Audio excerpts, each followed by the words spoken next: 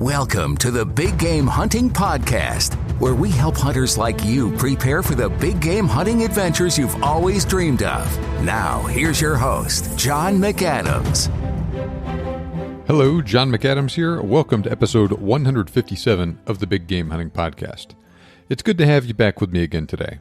Now, this episode is basically part two from my episode last week on Africa hunting expectations. So make sure you listen to episode 156 as well to hear about what things were like for me hunting on private land in South Africa and Namibia, as well as in the campfire area in Zimbabwe and the similar government concession in Mozambique. Now today, Phil Massaro is back on the show again to provide some insight into what it is like to hunt in a few different parts of Africa I have never been to. And specifically, we're going to talk about the Makuti and Chirisa Safari areas in Zimbabwe, the Zambezi Delta of Mozambique, the Luangwa Valley of Zambia, and the Selous Safari Area in Tanzania. Now, as you will learn here shortly, those are some incredibly diverse locations that offer widely varying hunting experiences. Phil and I are going to talk about the travel and logistics involved with those hunts, pricing in very broad terms, what species are best to hunt in those areas, what accommodations are like, and what the area in general is like as far as terrain and vegetation goes. But before we get started, we're going to take a quick second to talk about my new podcast sponsor, We the People Holsters. Now, if you're listening to this show, then I know there's a really good chance you carry a handgun from time to time as well. So if so, then you need to check out We the People Holsters. Their holsters are 100% American-made and custom designed to fit your specific handgun for a quick, smooth draw, regardless of whether you're carrying a Glock, a Kimber, a Smith & Wesson, a SIG, a Ruger, or just about any other handgun people carry these days. They have literally thousands of different holster options for left and right-handed shooters, inside and outside the waistband holsters, and a cool selection of different custom printed holsters. So you are almost guaranteed to find the exact holster that fits your needs the best. Go to wethepeopleholsters.com now and use code BIGGAMEHUNTER to support the Big Game Hunting Podcast and take 15% off your order. That's wethepeopleholsters.com and promo code BIGGAMEHUNTER. Okay, now let's get started talking to Phil about hunting in some of the more exotic parts of Africa. All right, Will, good morning, Phil. It is great to have you back on the show again. Good morning, John, and it's an absolute pleasure to be here. I am fresh off safari from Zimbabwe, so still a little bit jet lagged, but nonetheless, I can still smell the campfire, if you will. Well, I know exactly what you mean. You know, the coming and the going is the worst part of those hunts, and it always takes me a while to kind of get back into the swing of things after that's done. So, you know, how about to get started today? Why don't you briefly tell us the story about this most recent hunt and how things went for you? Well, I was with Bala Safaris, and Bala is the Shona word for kudu. It's owned by my dear friend Lyndon Stanton. We've been buddies for a number of years, see each other at the show, but we finally got things organized to have a hunt together. We were up in the Makuti Safari area of Zimbabwe, which is right on the Zambezi escarpment. It's right near the Lake Kariba, where they dammed up the Zambezi River. And that's it's the old hunting grounds of Ian Nations, a famous ivory poacher and hunter who he wrote a book called Months of the Sun. And, you know, it's his story about hunting that area before they dammed up Kariba and, you know, those hills and stuff. And, you know, Makuti's got a very special look to it. It's steep, it's rocky. In the valleys, it's got real tall grass. And by real tall, I mean 10 to 12 feet tall. So tracking through that stuff can be rather intimidating, if you will, especially for those on camera, like my wife who didn't have a gun. But, you know, there's tons of buffalo, great cats, elephant everywhere, not a lot of plains game. I think they've got a bit of a predator problem there, especially hyena, a lot of hyena. And we saw a lion, we saw a leopard, you know, so the predators are prevalent there. But, you know, for the big dangerous game, it's a haven. It really is. It's a great place. Sadly, for the first time, and I've taken, I think, 5 or 6, I don't know if I do the count, different Cape buffalo across southern and eastern Africa. I lost my buffalo. 45-yard shot after a tracking job of almost 10 miles, and the bullet must have hit a branch because it went a little forward of the foreleg and into the brisket where nothing was vital. And I actually had a cameraman behind me, and I examined the shot, not the impact on the buffalo because we couldn't see it because of the brush, but my stance. I mean, the stance was steady. It was, you know, the normal way I shoot my .470. Nothing looked errant. I didn't, jerk it or mash it or anything like that. It was a smooth recoil, and I don't know. I mean, it went wrong, but we did track that bull. First, he was bleeding for, a couple hours, and the bleeding stopped. But Lyndon's trackers, and I got to give a huge shout out to Kulu and to JB, because they found this buffalo's track and were on it for over 20 miles. My wife had the GPS on her phone. Unbelievable. I had a sprained ankle, so it was a bit of a torture test. But we at the end he crossed a tar road, which was the boundary of the concession, and that effectively ended the hunt. But I feel okay knowing that we did everything we could, and that the buffalo had it wasn't a gut shot, because we saw his his feces numerous times on the trail. He wasn't limping, and hopefully he'll heal up and continue to pass on his genes, because he was gorgeous. Gosh, that's just gut wrenching. I've been there before too, and you hunt for long enough, it's going to happen to you. You do the best you can to avoid it, but it's just one of those things that happens sometimes. Sometimes you make a mistake. Sometimes something out of your control happens, and right. Either way, it really sucks. It does, and not only for the animal, for the hunter, and you kind of got to collect yourself and deal with it. I mean, in this particular instance, African law dictates that if you draw blood, A, your quota's eaten up, and B, you pay full price for the animal. That also hurts. But, you can't let it put a damper on your safari. As you said, if you hunt buffalo or, white-tailed deer or turkeys long enough, this is going to happen. Every hunter should, I would hope, at least I know I do, make every effort to become proficient with their weapon, to kill cleanly and make sure, they don't take risky shots. This wasn't a risky shot. I had what I thought was a clear window, but sometimes, especially with an iron-sighted double rifle, you're so focused on front bead and target that there could be a stick the size of a pencil, which, and don't make any mistakes, folks, the brush-busting cartridge is an absolute myth. A 470 will deflect just as much as a 243, as we proved here. I mean, I remember Craig Boddington telling me a story years ago how he had ironically a 470 double as well, held on the shoulder, and the buffalo dropped to the shot, deader than yesterday. He's like, wow, this is a buffalo gun. And he found a keyhole bullet profile in the neck. So the bullet had hit something, tumbled, and smacked him in the neck, luckily, and killed him. But it wow. can happen. Yeah. Yeah. And everyone says, oh, no, my 45-70 is a brush gun. Well, brushing the fact that you only want short distances, not the fact that it's going to, travel through vegetation. But at any rate, we enjoyed the area. Obviously got to see quite a bit of the concession, as my shoes and ankles can attest to.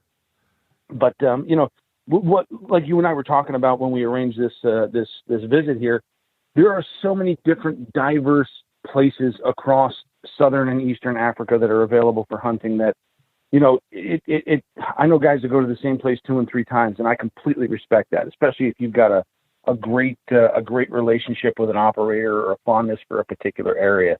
Me, I'm kind of greedily trying to suck up different experiences as much as I can. And that's not to say that I wouldn't return to any one of the areas I've hunted, over a dozen safaris, but I like diversity, and I like to see it all if I can.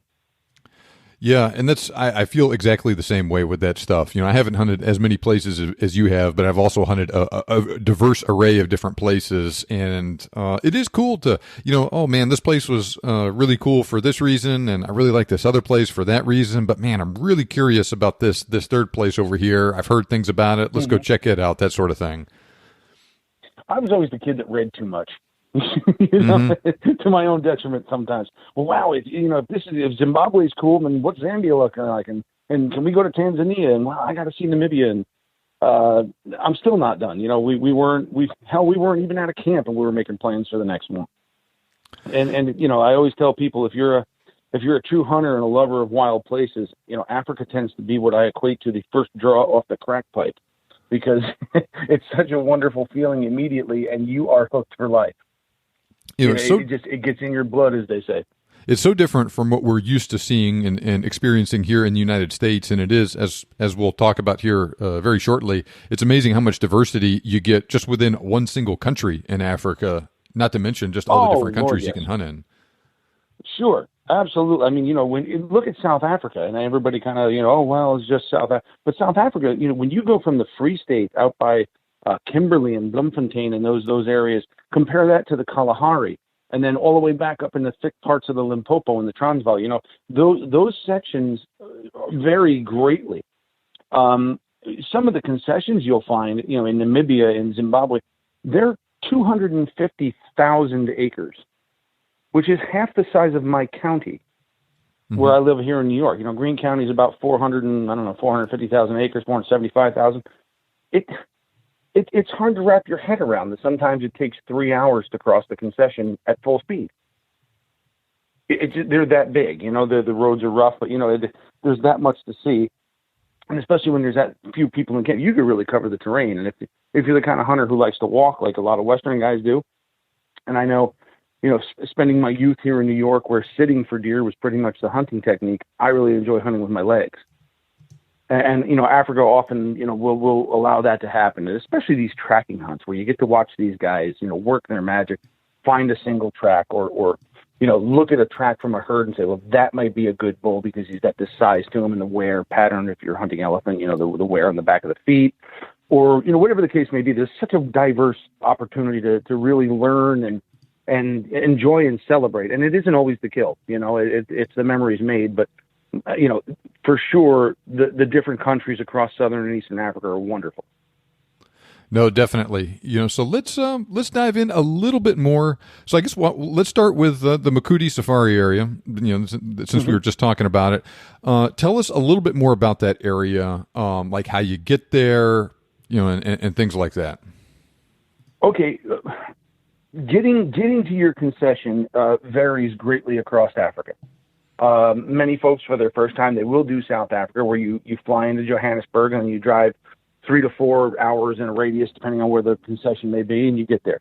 Other times, you can, require a charter flight, like we did in Zambia. We flew into Lusaka, and we had to charter into the Nyaminga block in the Luangwa Valley. With this particular deal with Makuti, their airstrip isn't completed. They just got the block recently, and they're still working on things. So you very well could charter once that's complete. But what we did is we landed in Harare, and it was like a 4.5 hour drive.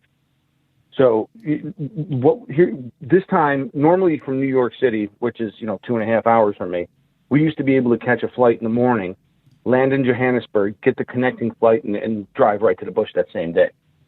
That isn't the case anymore. What we're doing now is the only flight available to us because of COVID was a United flight, which left at night. So we overnighted in Johannesburg at the Afton Safari Lodge, and I highly recommend it. Richard Lindstrom's a great guy, wonderful accommodations, and it kind of resets your clock, like you and I were talking about jet lag, And so we were fresh when we landed in Harare, cleared customs, and we were met by the transfer driver, a gentleman named Wengai, and we had a great trip, a couple of beers on the way, and stopped, and use the amenities on the, but to see the people in the countryside change from Harare north toward the valley was really fun. Rolled into camp that night, and the next morning we were underway. So, it was a bit of a commercial flight to a drive idea.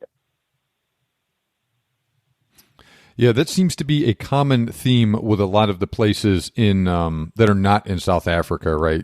That's especially these days with the craziness of COVID. You either need to get one, maybe two other flights on a commercial flight, and then possibly a charter flight or really long car ride to get there. And, right, and it seems to be that the more dangerous and remote the block, the higher the odds are you'll need some sort of a charter, which can be expensive. It's a cost that is added into the safari, and sometimes you pay for the seat, if depending on how many people they have, or sometimes you need to rent the whole plane.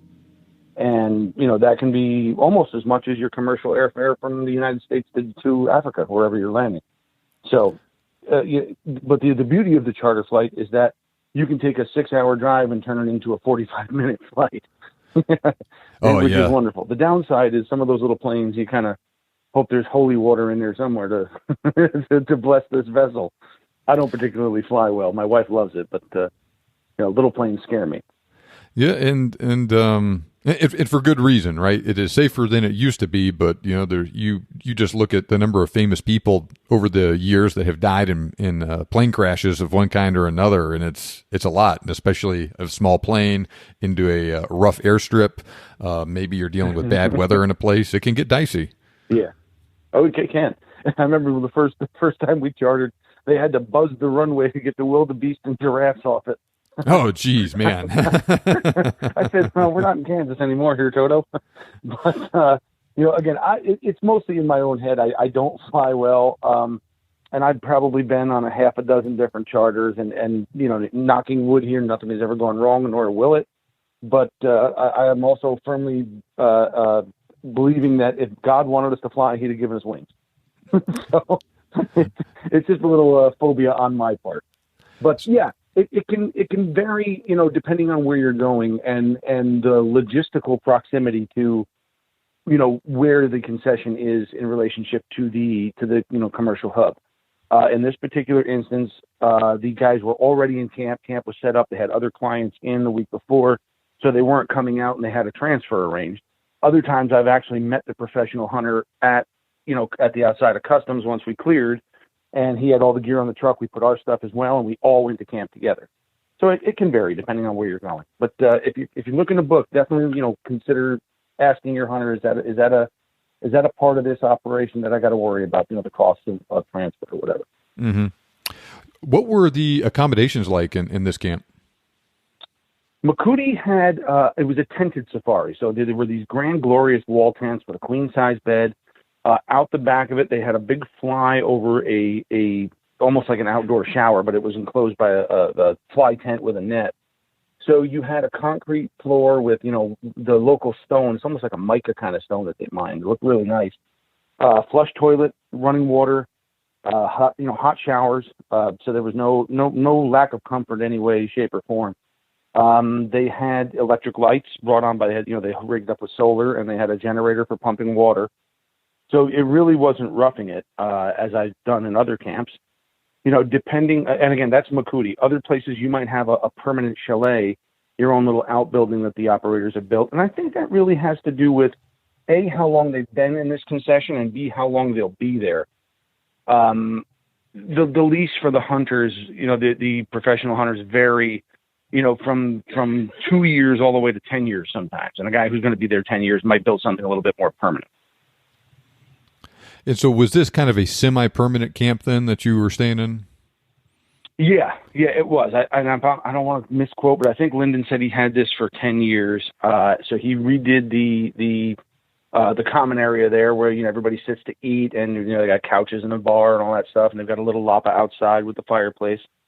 And, it's a work in progress, but it's beautiful, and he's making it better every year.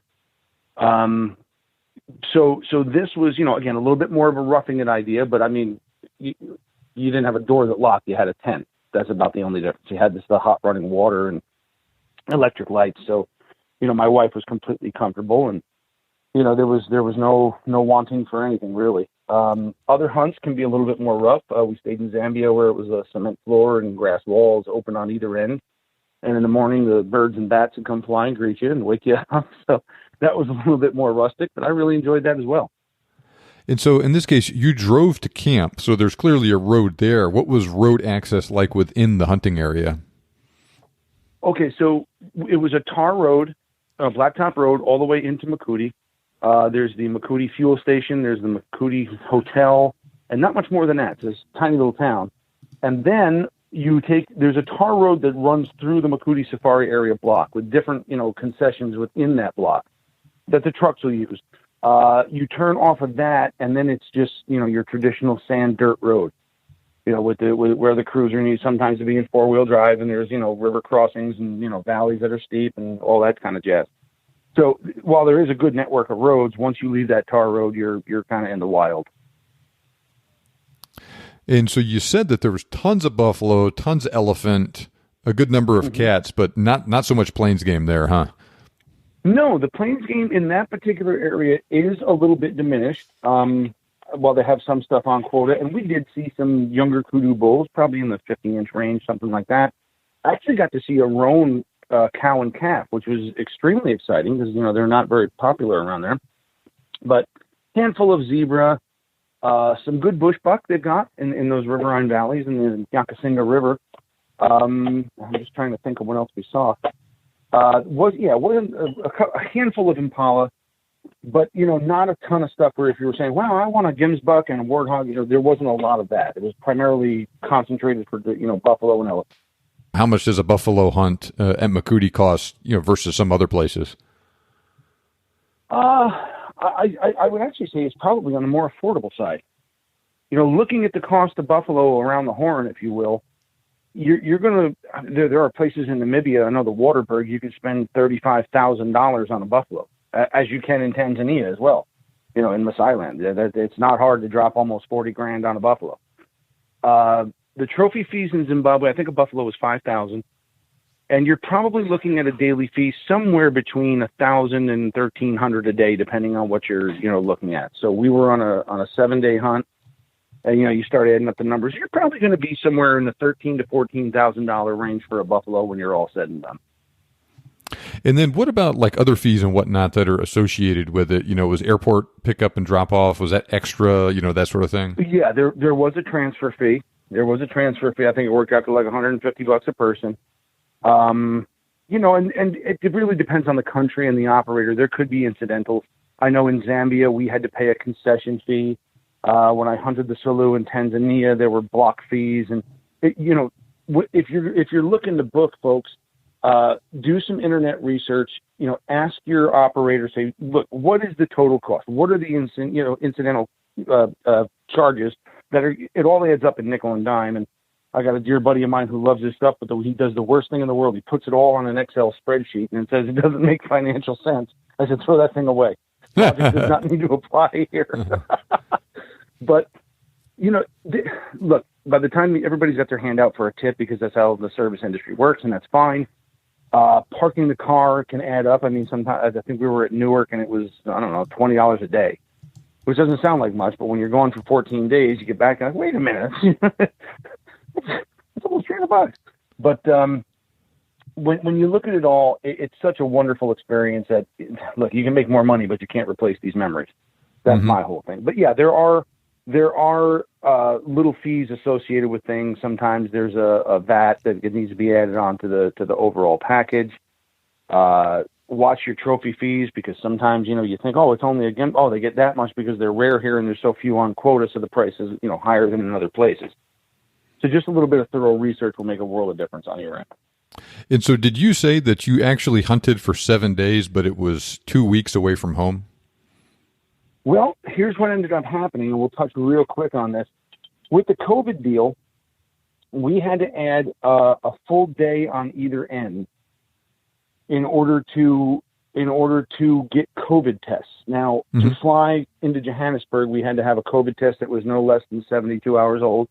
So we got that before we left. But because we were overnighting, Zimbabwe required a 48-hour-old test.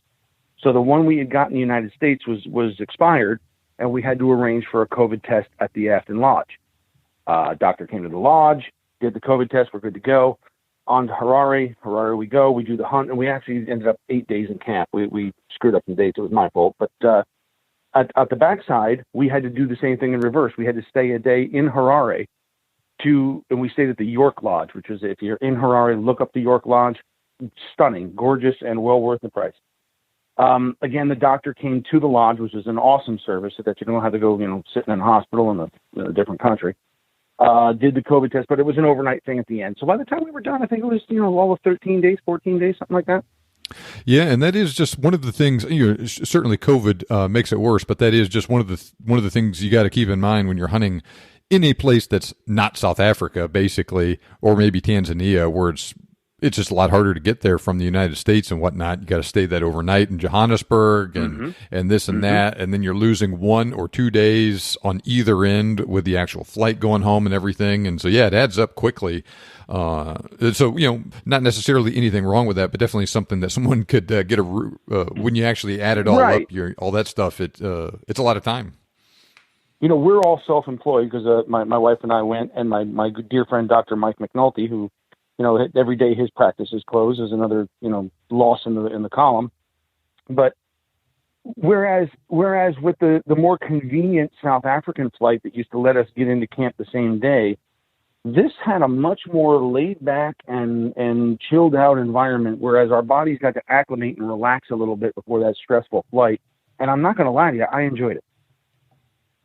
The jet lag's no worse, but I didn't come home that stressed out ball of, flying mess. And it just, to experience the lodge, have a nice hot shower, not that there wasn't hot showers in camp, but in a modern, amenities, sit down to a hot meal at a table and just kind of get back into civilization, if you will, because I tend to go feral. I didn't mind that, but there are challenges with this COVID thing, and I hope that we're seeing a way out of this and not further back into it. These guys are in business, and the cost of operating a safari camp is huge. There are awful logistics and supply issues and high costs and a full staff. So when you're sitting back going $1,300 a day, and then you say, well, what would I have to do? Oh, it's only a 24-hour drive to bring all this stuff into camp and all the fuel and all that kind of thing. Oh, yeah, that's no big deal. It's not expensive at all. So there's an investment on their end.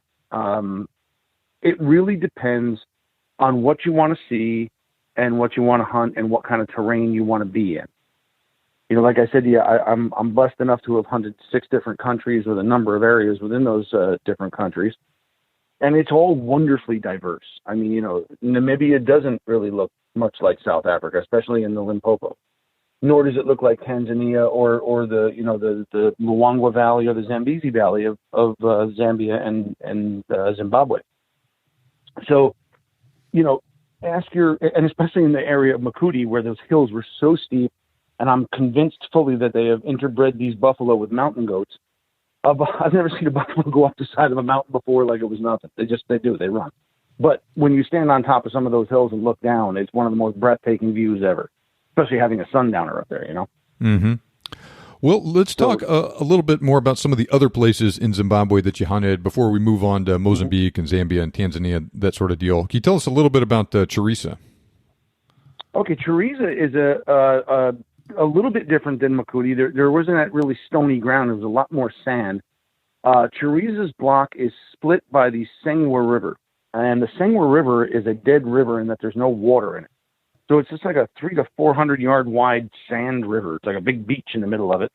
And so what you've got is you've got some rocky spots, but not real steep hills. I mean, it's not very physically exerting, but it's a lot of sand. And there are some prominent rock points up on the top where you can get a really good vista and take beautiful pictures and stuff.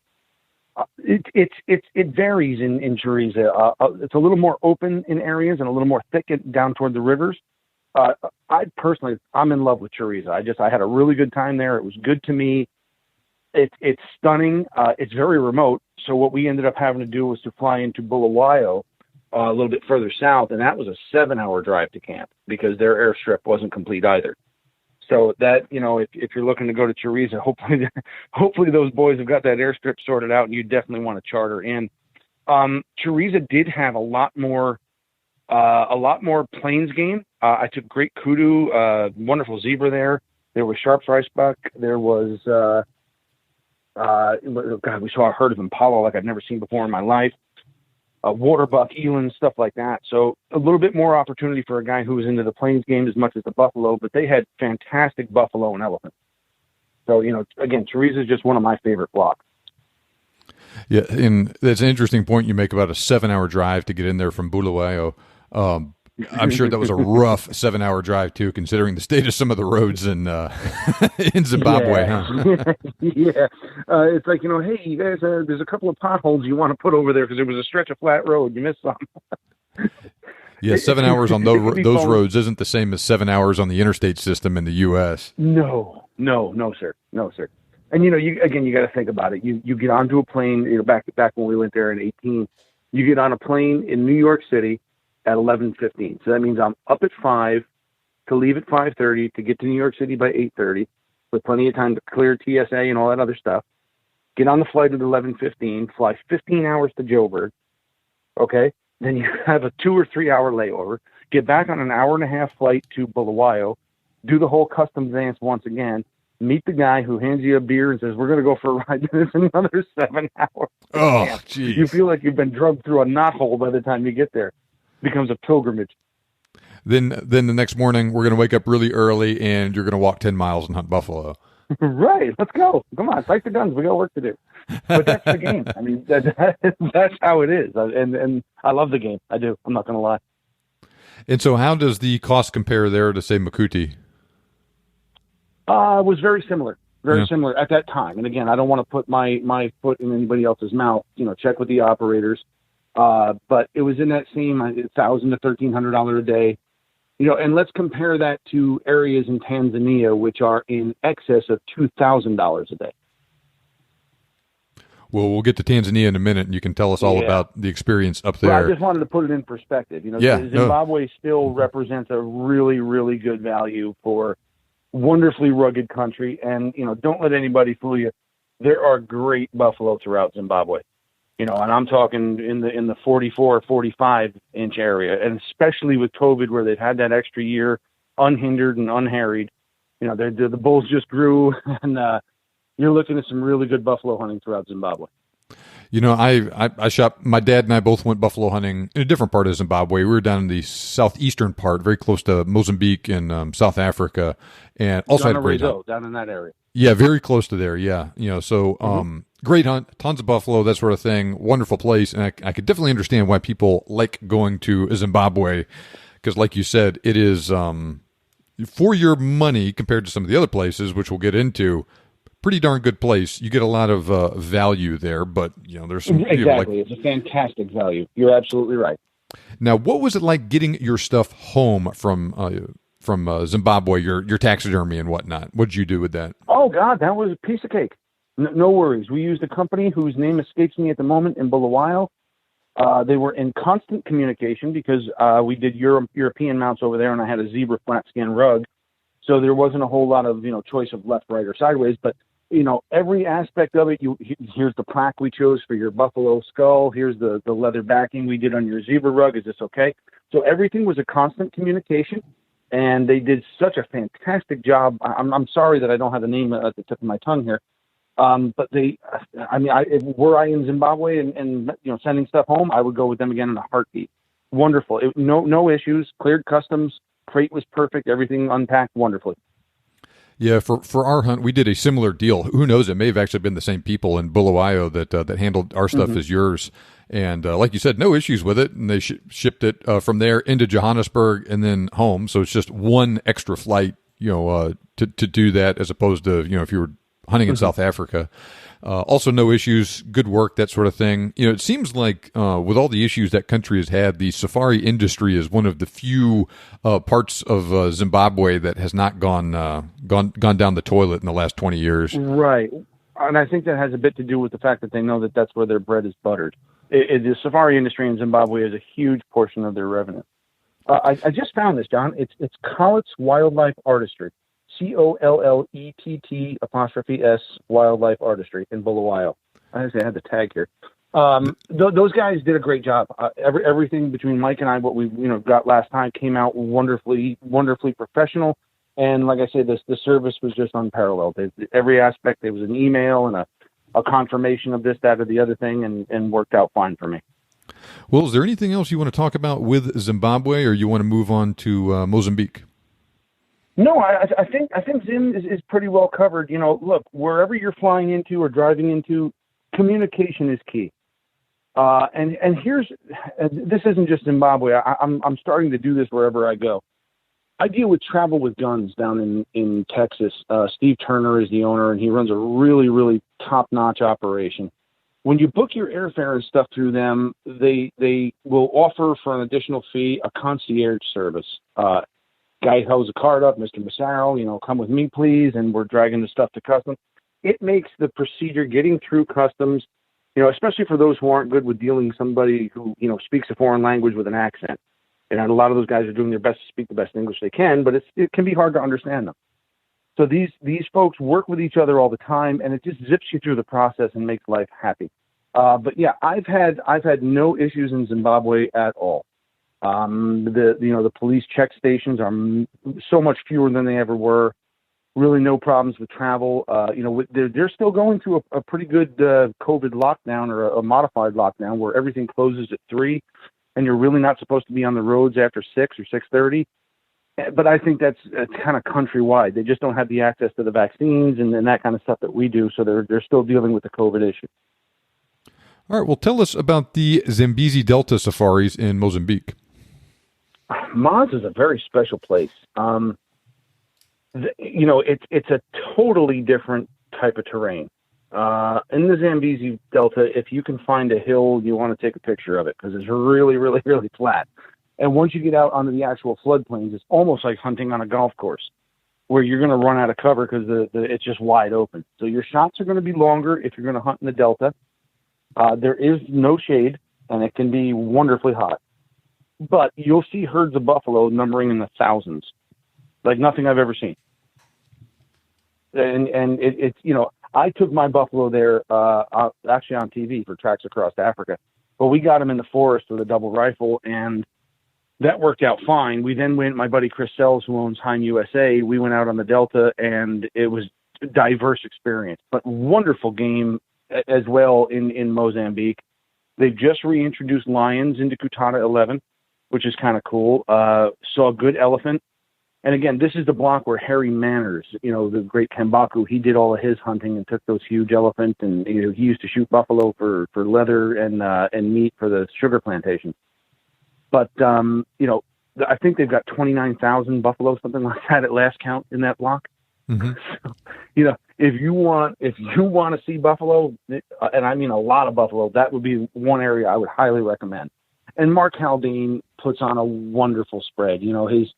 His accommodations are, depending on which camp, you got a couple of camps within the block. You can get into a tented thing, more traditional. We stayed in these concrete rondelets, if you will, which was a little bit of a different experience. But I mean, Mozambique, I've never hunted the north of it. I was only in the Delta, but boy, we had a really good time. And again, there's a place that requires a charter. So you'd fly most likely Johannesburg into Beira, clear customs in Beira, and then charter from Beira into the bush. He's got a full-blown airstrip there, and it's really no problem. Beautiful country too, just really diverse, and you're going to see all sorts of different game. They got a couple of native villages within the block, so we presented the buffalo meat to them, and that was a really interesting ceremony. Mozambique's its own deal. It's a different type of vibe from most other places. A lot of sand, and again, like I say, when the Delta's flooded, it can be they've got these huge. I think they're actually from Sweden, BV Hogland machines that are designed with a track to go up ski slopes in the snow. But they've modified these things somehow or another to go out in this papyrus mush, where the water's up to your waist, and they just kind of go across the top, and you can get on out there and start your hunting, further on out without having to wade through the slime. But it's a different place, and man, there's some good buffalo there. I remember Brad Phillips, the fishing captain. He took one I saw in the skinning shed at 46 inches. It looked like a different species. Ooh, man. Yeah, it was a bruiser. It is nice to hear that, Mozambique had such a hard time for so long with the super long civil war that they had there. So many people died, and of course, just the wildlife got hammered too. But it is nice how quickly that stuff can rebound when the conditions are set up for it. And I've heard so many good things about the Zambezi Delta. Like you said, thousands and thousands of buffalo there. But you said, one, there's a lot of buffalo, and two, the terrain is very open, so you can see them a lot. How does that compare to the number of buffalo that you're seeing a day, say in Makuti and Chirisa? It would depend. The buffalo in Mozambique, and especially in Kutata 11, have a source of food that doesn't move, and that is the Delta itself. It's nothing but grass out there. So they're feeding like cattle. Whereas in Makuti and Chirisa, they've got to work a little bit harder to get what they've got to get. If the grass is tall in either one of those Zimbabwe blocks, you're going to have trouble with buffalo because they have to eat, and they go where the food is. If the grass is burned and the new green shoots come up, you'll be in them like ants. And the funny thing is, depending on the day, the herd might come through your concession and stay there, or it might move on. And you'd be like, well, there's buffalo everywhere here yesterday. What happened? We can't even find a track. Or you might just get a lone doggaboy. Now, that's both a blessing and a curse. Logistics would say you want to see as many buffalo as you can so that there's buffalo to hunt. And that's not untrue. But when you're hunting bulls in a herd, it tends to be a bit of a younger bull. Not always. It's not a set in concrete. But you've got to fool all those sets of eyes, including cows and calves and, those satellite bulls. Whereas when you hunt one or two Daga boys that are off, separated from the herd because they're tired of hearing, the women folk complain or whatever dynamic goes on within a buffalo herd, you only have to fool 2 or 3 sets of eyes. And odds are it's an older buffalo. So it's a pendulum. You take the good with the bad. Size difference. How does Zimbabwe, the places you've hunted in Zimbabwe, compare to the Zambezi Delta, of the buffalo? I think a Cape buffalo is a Cape buffalo. Yeah. It will really depend on nutrition, but I can honestly say this buffalo I hit in the Makuti block was the biggest damned buffalo I've ever seen in my life.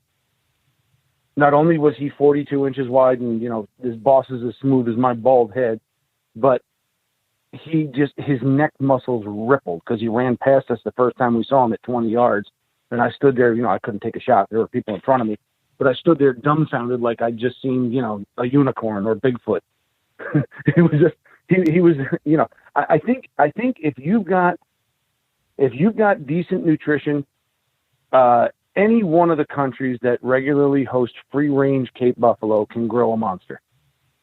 Tanzania is always noted for its Masailand giants, and yeah, that's true. But I mean, I've seen a 46-inch buffalo in Mozambique. The week before we got there, they took a 44.5-inch buffalo in Makuti. That's a big damn buffalo, John. Yeah, definitely. I mean, Roland and Ward is 42, and that is, in the top, say, certainly 5%, maybe 2 or 3% of all buffalo. Right. So I think, look, if it's been shot out, and some areas have been, there's been games played with quota, depending on where it is, and you can, with enough internet nosing around, you can find out what the stink is on a place. But if it's not been shot out, you've got the potential for a really good one. And it's just going to depend on your goal as a hunter. If you're the kind of guy who wants a Cape buffalo, there is nothing wrong with a 37 or 38-inch wide, hard bossed bull, fully mature, mites on his face, that kind of thing. I've shot a bunch of them. They represent buffalo hunting. And, 5 inches of horn is going to ruin an experience? Not for me. But if you're the kind of guy who wants to hold out for something old, worn, maybe even a scrum cap bull, you might have to search a little bit for, and be willing to come home empty-handed, which is the other. For a specific buffalo, there's certain areas that are going to be better than others, but you got to be willing to pass on a 39, 39-40. And sometimes, especially me, I want to get on that trigger too fast, maybe. But you got to be willing to pass on that kind of thing. But there's great buffalo. I think right now there's better buffalo hunting than there's ever been. What about plains game in Zambezi Delta? How good is that? It was great. They had a deal with the local villages, and we were the last hunt of the season. It went into December. They had a deal with the villages where they had to provide them, I think it was a dozen reed buck, and they still had, 5 or 6 on a quota. So they said, Phil, would you mind going out with the guys and helping to shoot these reed buck? And I'm like, yeah, twist my arm. Mm-hmm. So they did that. They had great sable. They had wonderful bush buck, hartebeest. What else did we see that was really, really good? Water buck, maybe? Water buck. The water buck out on the Delta were fantastic, for sure. Handful of eland. There was a couple other things. I'm trying to recall the memory what the hell we took, but there were a couple other things in there that was just like, wow, that's a stunning one of those. And then my mind is just drawing a blank right now. But yeah, the plains game was more than enough to keep you occupied. But it seems like what is good there is different from, say, what we've been talking about either, because you didn't mention impala and you did not mention kudu, right? I didn't see them. Yeah. To the best of my recollection. We didn't see them. And I don't know if it was just that we didn't get into them or that they're not there. But the terrain's different, right? Stuff like reed buck and water buck that really likes those real wet, damp places, like you said, does real well there. Oh, well, yeah, sure. I mean, you're talking about, well, it's the River Delta, and that's what it is. And it's funny because Makuti, where we were, there was a concession that we went to go spend a day trying to hunt hippo, but we got the windiest day of the world. Just 2 hours out of Makuti, on the edge of Lake Kariba, there was another gentleman's concession, which was loaded with impala and water buck and all warthogs. You walked into the Garden of Eden. Because I think, again, it was that more lush green riverine edge of the water vegetation versus the rocky hills. I don't think impala like to eat rocks very much. where that's suited for buffalo and the cats follow the buffalo, it really wasn't for plains game. Vice versa, closer you got to Kariba. So it can change quickly. Again, just ask your operator. He's not going to, lie to you. He'll tell you how many he has on quota, and what the odds are for if you're interested in something specific for plains game. And how does the cost of a hunt in the Zambezi Delta compare to, say, the places we've talked about in Zimbabwe so far? I think it's about on par. Yeah. If I remember right, we figured that the daily fees offset the trophy fee difference, and it was, again, overall about the same. You do have the additional cost of the charter flight, and depending on the year or the season, even, it could be, or how many people are going. Do they need a 6-seater plane, 4-seater, something bigger? That can change. So again, I would highly recommend asking your outfitter specifically what the costs are going to be. But it wasn't unattainable, for somebody saving up for a hunt. Okay, what about, do you want to talk any more about Mozambique, or do you want to talk about Zambia now as we move a little farther north? Let's go to Zambia. Again, I have just the Delta experience there, and I highly recommend. Mark Haldane's a personal friend of mine and a really good guy. His camp was fantastic in Mozambique, and well, I'm sure there's other operators. I wouldn't hesitate to go back to Kutada 11. It was wonderful, a really special place to see. Zambia, to me, Zambia is the affordable version of Tanzania, if that makes any sense. I really had a great time in Zambia, and I'm actually looking to go back, I think. We hunted with John Deploy, and it was a decade ago on our honeymoon in the Nyaminga block, which is right across from the Luangwa National Park. It was a paradise for game. It was my wife's first time there, and while I'd been around a little bit at that point in time, she saw elephant, buffalo, lion, and leopard within 48 hours. Now, wow, that's unparalleled. Yeah, all right. Yes, I know Africa turned it up to 12 for her to really put the hook in her mouth. Thank you. But it had wonderful, dangerous game. I mean, crawling with cats. We had a leopard in camp, elephant in camp every night trying to raid the vegetable garden. We saw lions make a kill from camp across the river in the national park. And, we took a buffalo on day one. We baited for hyena and had leopard come in. Just a fantastic area. And I think that the Luangwa Valley is just vastly underrated. Another place where the potential for a really, really good buffalo certainly exists. Logistically, there's the Mafui Airport, which is seasonally operational, and probably a 4-hour drive from there into camp if you want to just do a commercial flight. But normally what you do is you fly into Lusaka, and from there you charter into the bush. It was like an 1.5-hour flight. It wasn't really a big deal. And then before you got to Lusaka, did you have to go through South Africa? Yeah, we did. For us, at least coming from the Northeast, anything south of Tanzania generally goes through Joburg. So, when we went to Dar es Salaam, or say we were going to Uganda, we'd probably go through Europe or through, Emirates or Qatar or something like that. But anything in Southern Africa tends to go through Joburg. Mm-hmm. Definitely makes sense. So you talked about how to get there. You talked about a lot of the stuff you saw as far as the Big Five. Good plains game there as well, I imagine? Fantastic plains game. In Zambia, you can take the puku, which is only available in Tanzania and Zambia. It's available in Tanzania on a 21-day license, but you can take puku on a 7-day license in Zambia.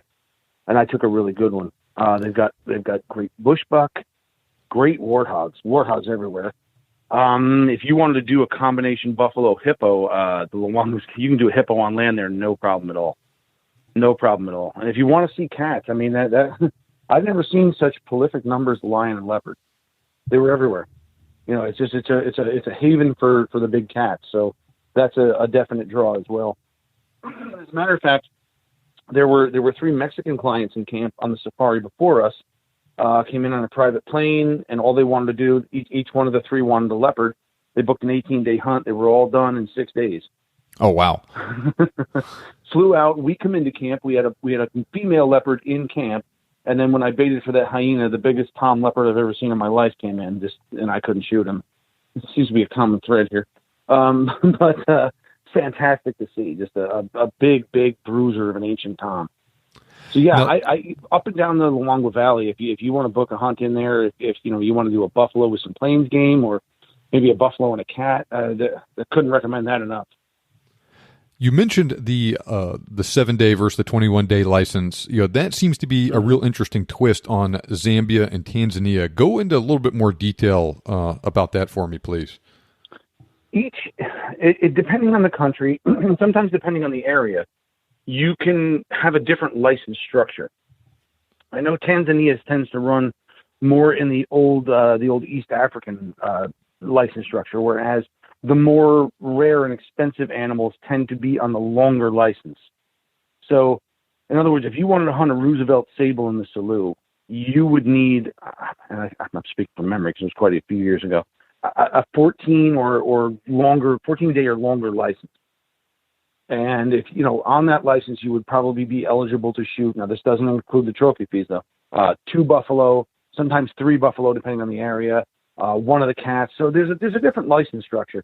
We went on a 7-day safari in Tanzania, so a lot of those species were precluded. I did take a good Liechtenstein's hartebeest there, and we did get skunked on buffalo that first time.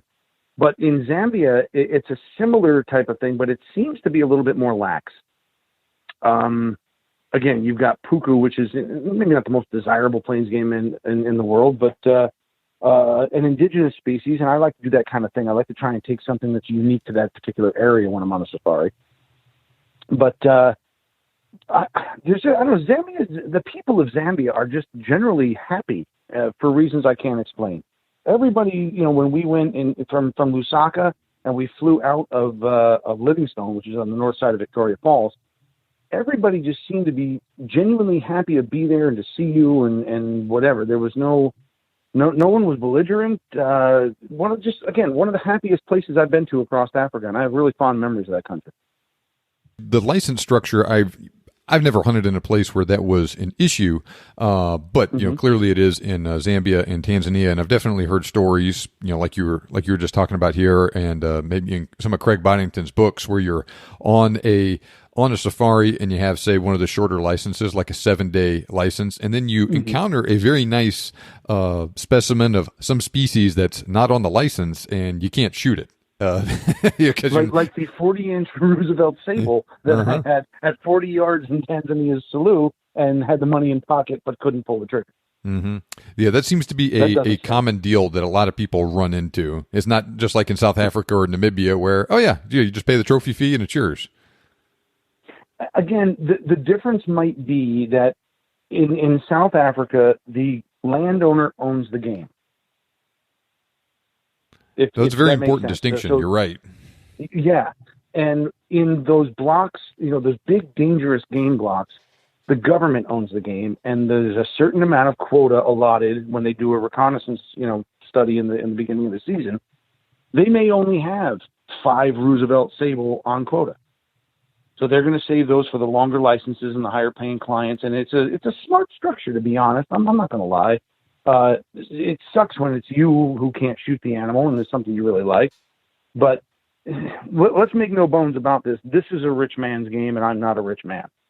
So while I would love to go do a 21-day safari, odds are I will probably do 2 10s before I do a single 21. Mm-hmm. Because I'm sure that as part of your hunting costs in both Zambia and in Tanzania, like you actually pay a specific license fee depending on the length of your hunt, right? Yeah, for sure. And again, the daily rates start to add up. I mean, if let's even just talk $1,000 a day. If you're talking $10,000 on a 10-day hunt, $20,000, $21,000 on a 21. And while we bandy these numbers around like they're nothing, it's still $20,000. Mm-hmm. And it starts to get, like I said, with my buddy with the Excel spreadsheet, throw that away. We'll never go anywhere if we do that. I remember years ago, back when my wife and I first started dating, I don't even know why I was doing it, but we were doing something fun, and we were having some sort of a dessert or whatever, and I was reading the nutrition information on the dessert, and she was like, "Why are you doing that? Put that away and enjoy this guilty pleasure, and don't worry about it." You can't do that. It doesn't make a lick. It's like your bar bill. Don't worry about it. It's just the cost of doing business. Now, though, so It is. say like Zimbabwe, though, and maybe Mozambique as well, the government also owns the animals there, and the safari operators have a quota. You can shoot X number of buffalo, X number of kudu, that sort of thing, and then it's just up to the safari operator to manage it. And it may be a deal where maybe if you go there late in the year, oh, sorry, we've already shot all our kudu for the year. You can't shoot this one, right? Oh, no doubt. And that does happen to me in Makuti. My dad said to me when I got back, well, why didn't you go try and get another one? I said, he was at a quota. Every buffalo was allotted, especially with everybody coming on.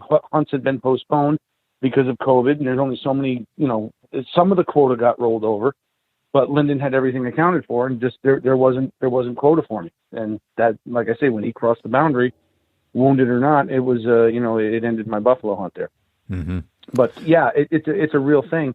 And sometimes, there have been instances where governments in certain countries see that one particular concession is doing really well, and they'll increase the quota, forcing the operator to buy said quota if they want to have the block. And then they start to overshoot the block because the government's getting a little greedy, if you will. Does that make sense? Mm-hmm.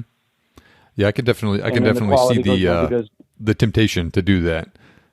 Yeah, and there's only so many good hard buffalo bull or heavy tusked elephant in a particular area, and it's got to be managed properly and responsibly. And if you get greedy and start to overshoot it, you're going to see the trophy quality go down, and nobody's going to want to go there. In broad terms, on price, would Zambia be more expensive than, say, Zimbabwe and Mozambique, but less expensive than Tanzania? If you're looking at the overall package, I think Zambia's trophy fees are a little bit lighter than Zimbabwe's, generally speaking. You've definitely got the charter flight for most of those big areas, Bangweulu, Kafui, especially the Luangwa Valley. So that kind of balances things out to not to the country, but to the hunter who's going to pay out of pocket. But I think it's probably on par overall with Zimbabwe. Oh, okay. It might be a little bit cheaper because sometimes the daily rates go up because of the remoteness of the camps. And again, there's a lot of things you can do in Zimbabwe, like the Savi Conservancy, the Nuanetsi, the Bubi Valley. Some of those big 1 million acre conservancies, you can do a lot on the cheap, relatively speaking. Mm-hmm. So, Zambia is a little bit more remote. And I mean, when you're in the Luangwa Valley, you're in the middle of absolutely nowhere. It's a wonderful, wonderful place. And not to say that the Zambezi Valley in Zimbabwe isn't, but just different vibes, different feels. Okay, good deal. Anything else you want to talk about with Zambia before moving on to Tanzania? No. Let's head on over to the east. All right. So you have hunted the Selous Conservancy, right? Yes. All right. Tell us about it. It's a country almost in and of itself, with no permanent residence. It's named the Selous because that's where Frederick Courtney Selous, the famous hunter, was killed during the First World War. He took a sniper's bullet to the face, and General von Leto actually, called a ceasefire and penned a letter of apology or condolence anyway, for killing the great Captain Selous. But they named the area after him. The northern part of it is a photographic safari. The southern is for hunting, and the blocks are fantastic. Some of the places down further south toward Mozambique is some elephant poaching issues, as there is in northern Mozambique. But Selous is wild Africa, no doubt about it. There's no fences. There's just nobody living there. While we didn't get a buffalo, it was wonderful to be in classic East Africa, like all those 50s books and movies you always watch when you're sitting around and the snow's waist deep. The trackers, everybody speaks Kiswahili, and I can speak enough of it to get in and out of trouble probably. But Tanzania's just got its own magical vibe. The Selous bulls, you're probably not looking at those big, huge Masailand bulls that are 45, 46. If you get a 40-inch bull in a Selous, pull a trigger, in my opinion, in my experience. But there's lots of buffalo to look at. So you never know. You know what I mean? It's one of those things that you might get a monster hanging around in there. And they've got the Niassa wildebeest, and there's a couple other species in there that are kind of endemic to that area, which are wonderful. I took a good Liechtenstein's hartebeest in there. I don't know. There's something about the Selous that's just really, really cool. You're going to see elephant. We saw an elephant there. We were talking about body size of buffalo earlier. The Selous tend to have smaller bodied elephants, especially those compared to Botswana's got the real giants, but in Zimbabwe on the western border of Wangi Park and that stuff, there's still those big bodied Zimbabwe Botswana bulls. The Selous elephants are much, much smaller. So we saw a bull with what they estimated to be 50 to 55 pound ivory, and he had like 5 feet of stuff sticking out of the lip. He just looked like a monster, but the bodies are smaller, so it's all kind of relative, Mm-hmm. That is very... You've got... Sorry, go ahead. No, I was going to say, you've got that East African license structure where, you end up with the 7-day hunt takes the more common species, or 10-day hunt, whatever they've got now, where you might get one buffalo and a certain number of plains. You stay longer, it opens up the cats and elephant and, the sable, and there's no, they don't have those Maasai land species like the Thompsons or the Grant's gazelles or the Garanuk or lesser kudu. Those are all up in Maasai land, which maybe one day, God willing, I could get to see. But if you want a Tanzania experience, I would probably say that's the most affordable, though it is expensive, seriously expensive. Now, if I understand right, the Selous Reserve is south of Dar es Salaam. Is that right? Correct. And then where's Dar es Salaam Maasai? on the coast, and the Selous would be southwest. And then where's Maasai land? Maasai land would be north, up toward Mount Kilimanjaro and all that kind of thing. Okay, is that up there on the border towards with Kenya? Savo and that sort of thing, and Serengeti? Okay, yeah, all right. For sure. The Masai Mara, that whole migration runs from Kenya down across the border into Tanzania and back up. So when you hear about Lake Natron and all of those different places that out of Africa on the Tanzanian border, that's what's up in Maasai land. You've got the Ngorongoro crater, you've got Ntawambu, all those different places that you always read about where Hemingway and Ruark all hunted. That was all in northern Tanzania. And probably the Garden of Eden, one of the most picturesque places you'll ever find on earth. But boy, you want to be well-heeled. And so it seems like Tanzania in general is, at least of the places that are commonly hunted, not talking about the more exotic destinations like Ethiopia or something like that. Tanzania is probably the most expensive then? And yeah, from what I've priced, far and away. It really is. And I'm not going to say that it's not worth it. But you can have an equally good time, in Zambia, in my opinion. If you are just dying to see Maasai land and it's got to be Maasai land, well, then so be it. And it comes at a premium. But I tell you what, it can be costly. I mean, again, you can drop $35,000 on a buffalo. Yeah, that's some serious cash right there. Now, I think you can also drop $35,000 on a buffalo in the Waterberg of Namibia, up toward the Caprivi Strip. So it's not just there, but that's probably the most expensive. Now, I think I'm sensing a pattern here with it seems like buffalo is like the main thing that you've gone for in most of these places. Is that right? It is, and it's because it's the most affordable and attainable. I don't want to go sit in a blind yet. I mean, I would like to do a leopard at one point in time, even though the cats are frowned upon, and the northeast states here are trying to ban the possession of those whatever. I got a healthy respect for leopard, but sitting in a blind for 14 days I'm just not quite there yet. I'm still really enjoying hunting with my legs, working with the trackers, and doing that kind of thing. Although the time's going to come where I want to do a leopard. They're a beautiful animal, a brilliant animal. It's hyper intelligent, and that chess game is something you really got to play well with a level of patience that I probably don't possess but need to learn.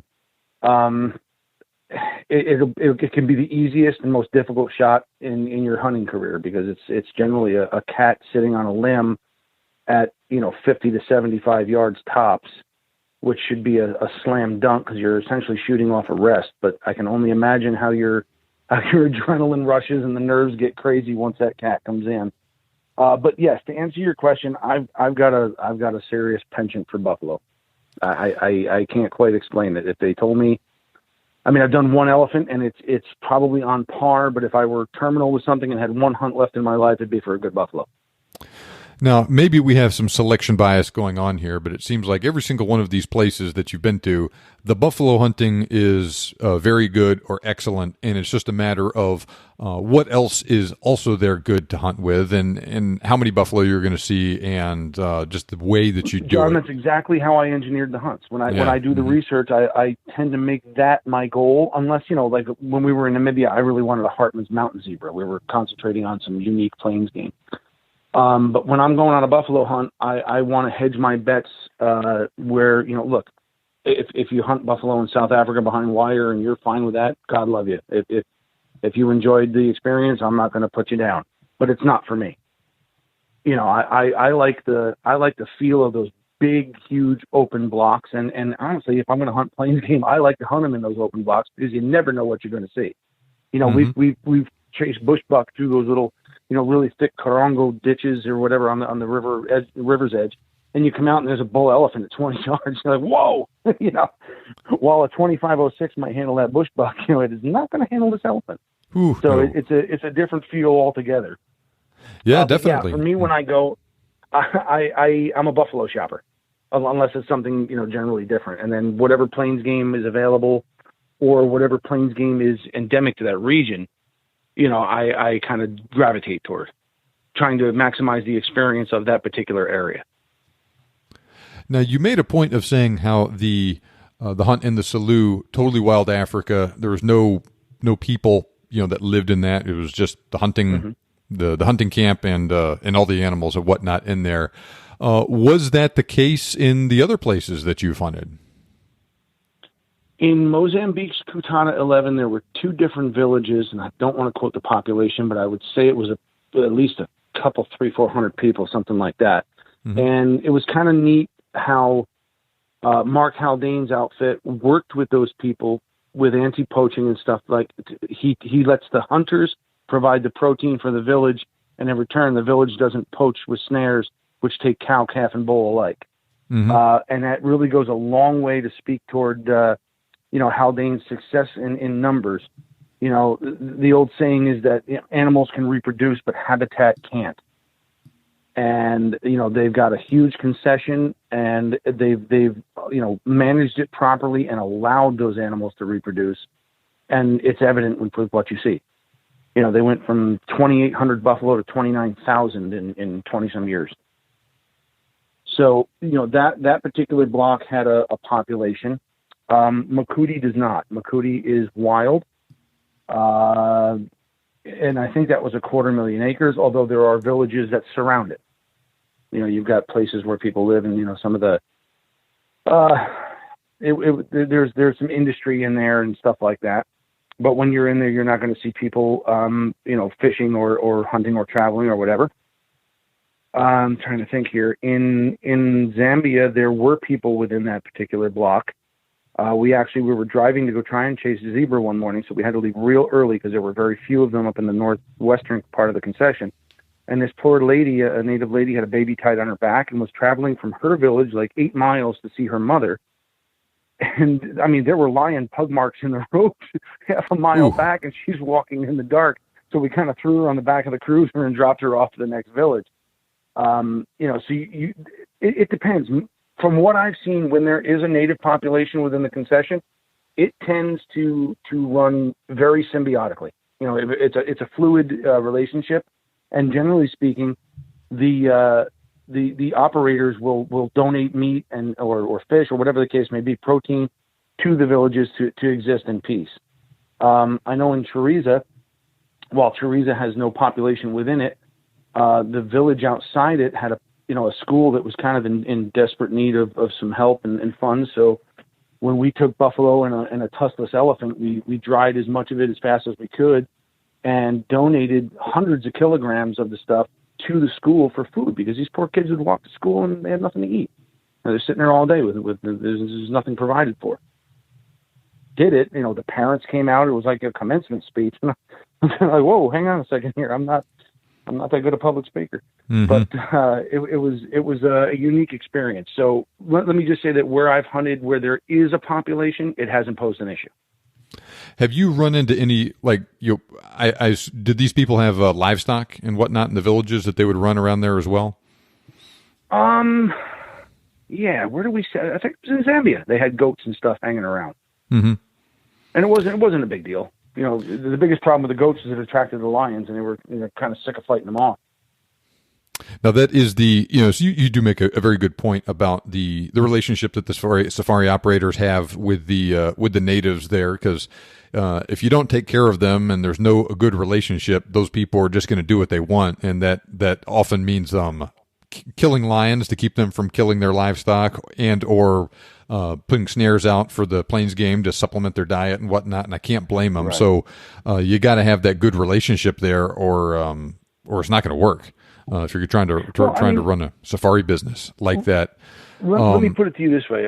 If you've got a wife and kids and you're watching your wife and kids go hungry, sooner or later, as a man, as a father, you're going to do what you got to do. Mm-hmm. Yeah, I don't blame those people for doing those things. Sorry, there's a law against that. Well, to hell with your law. I got to eat.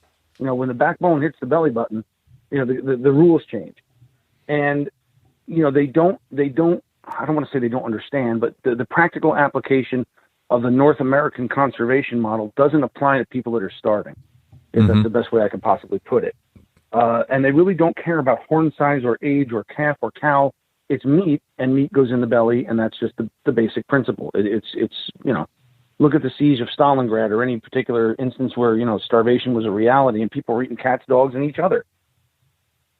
So when you have an operator who acts responsibly, and again, like I say, there's the guys, the Ambrose brothers and Goldwater Lakuta, who own Chirisa right now, they are handing hundreds of kilograms of meat to the local villages and schools. This is a game changer. You don't need or even possibly desire poaching if you have an access to a source of protein.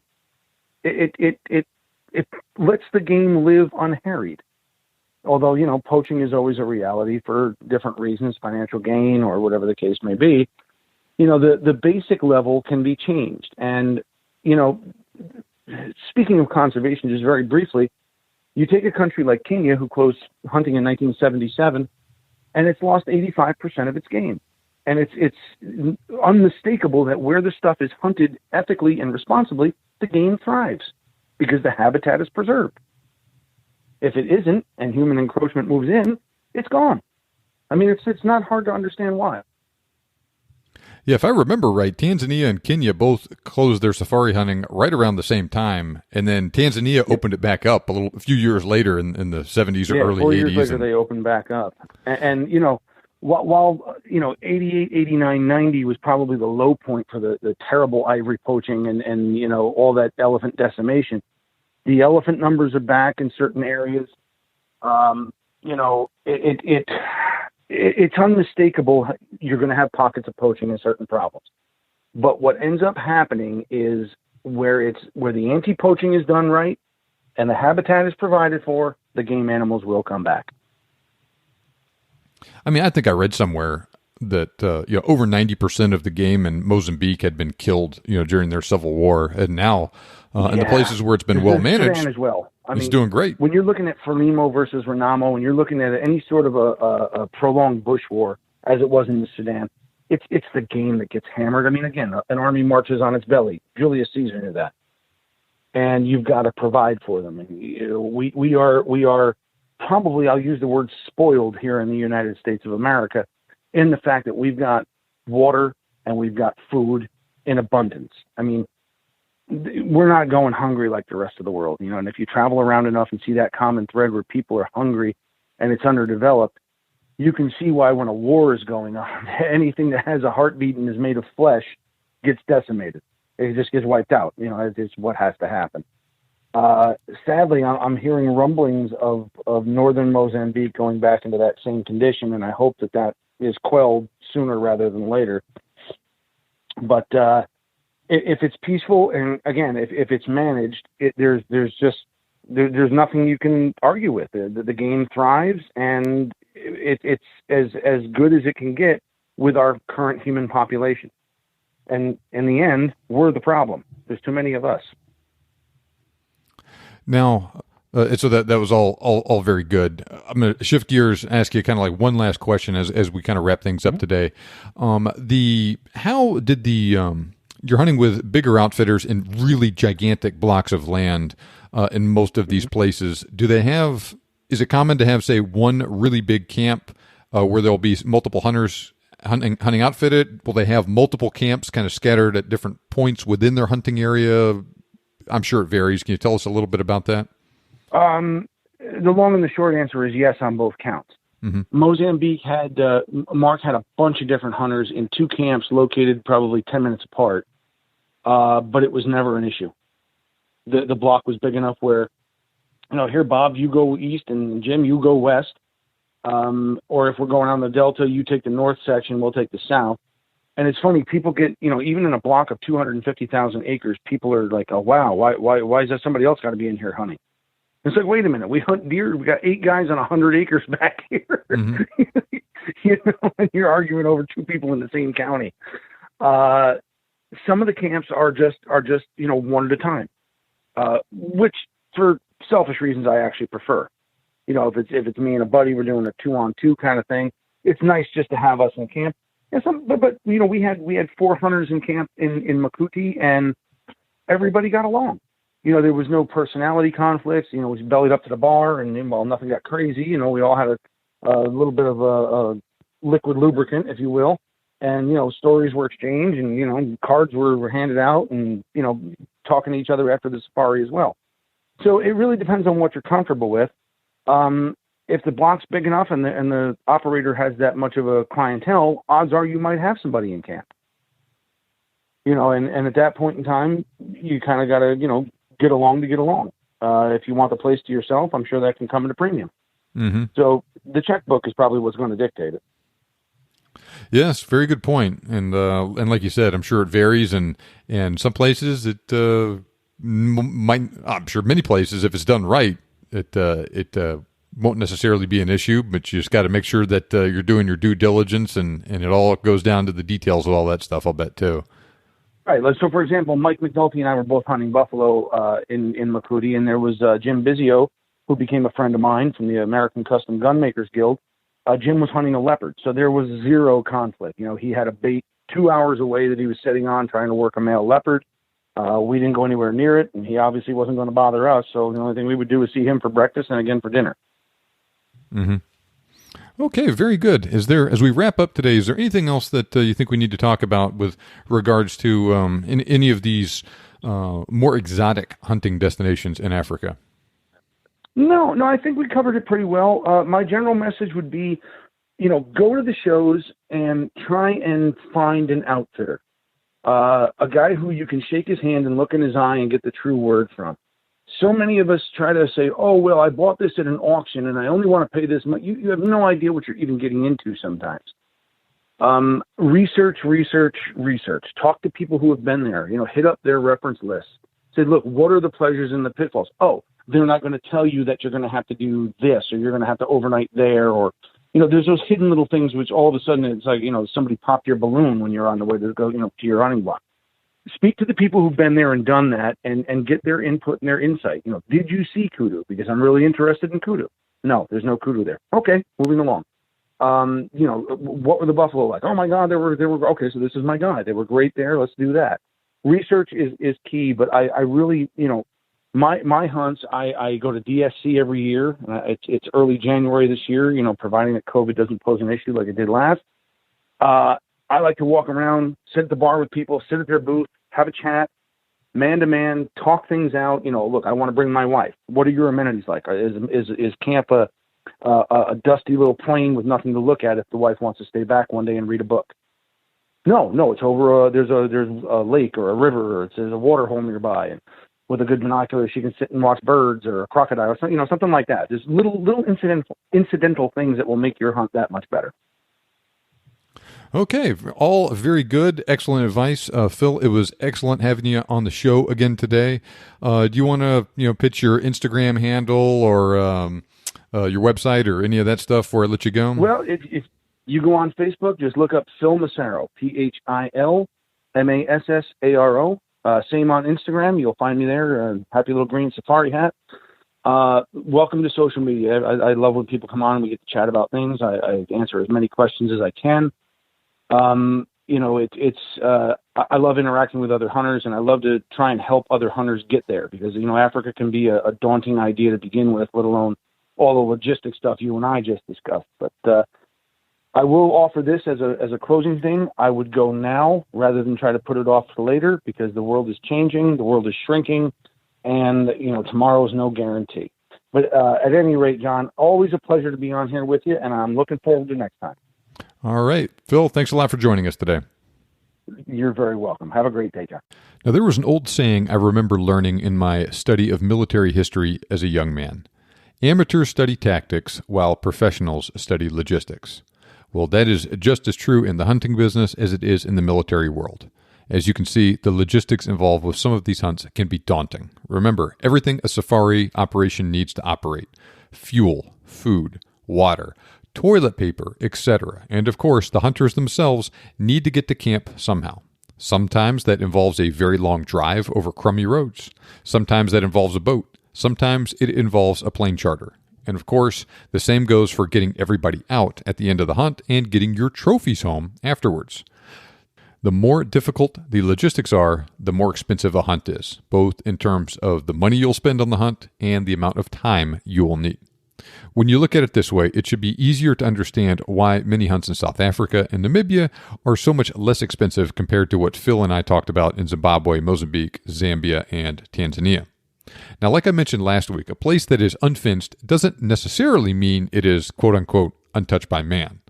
On the other hand, the hunts Phil discussed today do provide an environment much closer to that wild Africa experience a lot of people are looking for and really picture when they think about hunting in Africa.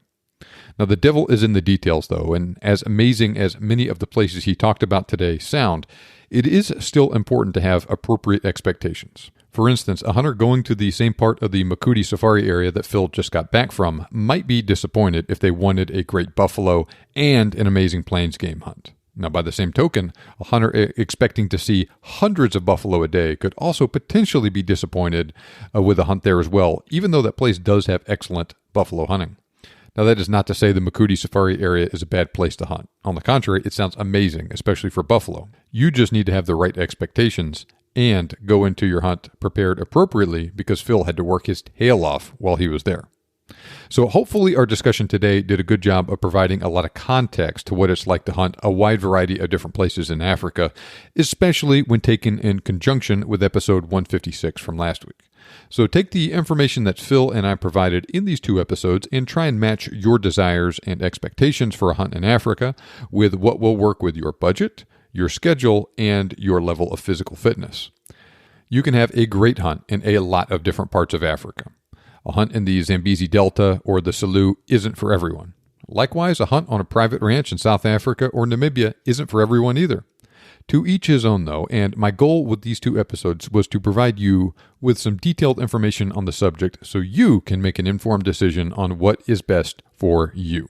And I hope I was successful in that regard. Regardless of what or where you decide to hunt in Africa, though, those hunts are not cheap. Some are expensive and some are really expensive. Either way, you definitely want to be appropriately equipped and prepared when you go over there. Phil and I both had to deal with the pain of wounding and losing an animal in Africa, and it is no fun. Sometimes it's not your fault, and circumstances out of your control intervene. You can't control everything, but you should do your best to control the things you can reasonably control, though. Don't be that person who goes over there and wounds and loses an animal because you weren't using the right equipment setup. That is exactly what I did on my first hunt, and it was terrible. You don't need to learn those lessons the hard way like I did, though. Sign up for the Hunting Guns 101 training, and I will teach you what you need to know about firearms and practical ballistics to improve your odds of success afield pursuing big game almost anywhere in the world. You owe it to yourself and the game you are pursuing to use the absolute best tool for the job. In the Hunting Guns 101 course, I will show you my proven method for determining what sort of performance you need from your hunting rifle on a particular hunt. And I will show you how to sort through all of the confusing technobabble and marketing jargon out there so you can prioritize the correct rifle, sighting system, and ammunition characteristics that will work in concert with each other to deliver that performance you need. I guarantee that you will learn lots of useful information about practical ballistics and firearms in general in this training that will help you be more successful and fill more tags on your hunts in Africa and elsewhere. Like I said, that is a guarantee, and I will refund your money, no questions asked, if you are not happy with the information you learn from the course. You can barely buy a box of ammo for what I'm charging for Hunting Guns 101 these days, but this training is an investment in your education that will pay off for decades. Click the link in the show notes or go to huntingguns101.com/form, F-O-R-M, and fill out the order form to sign up and get instant access today. That's huntingguns101.com/form, F-O-R-M. Now, the fact that you are listening to this podcast means that you are serious about making your dreams come true. You can send any questions you have or future show requests to me via email, john@thebiggamehuntingblog.com, or you can also send me a direct message on Instagram, and my handle is @thebiggamehunter. Remember, you can make your dream hunt turn into a reality, and I can help. Thank you for listening, and I'll see you back here next time on the Big Game Hunting Podcast.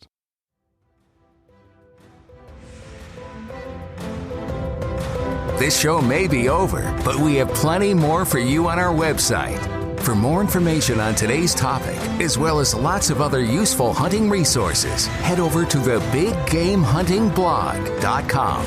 We look forward to having you back for the next episode. But until then, happy hunting.